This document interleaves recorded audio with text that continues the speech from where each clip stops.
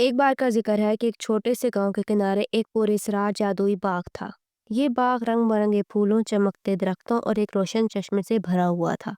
کہا جاتا تھا کہ جو بھی اس باغ میں جاتا ہے اس کی سب خواہشیں پوری ہو جاتی ہیں، لیکن باغ کا دروازہ ہمیشہ بند رہتا تھا اور صرف وہی لوگ اندر جا سکتے تھے جن کی دل صاف اور نیت نیک ہوتی تھی۔ گاؤں میں ایک غریب لڑکی زہرا رہتی تھی۔ زہرا مہمان نواز اور دل کی صاف تھی، لیکن اس کی زندگی مشکلات سے بھری ہوئی تھی۔ ایک دن وہ اپنی بیمار ماں کے لیے دعا کرتے کرتے باغ کے قریب جا پہنچی۔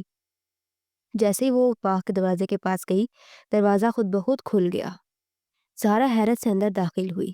باغ کے اندر ہر چیز چمک رہی تھی اور خوشبوؤں سے فضا معطر تھی۔ وہاں کے چشموں سے اس نے اپنی ماں کے لیے پانی بھرا۔ جیسے ہی اس نے اپنی ماں کو پانی پلایا، اس کی ماں فوراً صحت یاب ہو گئی۔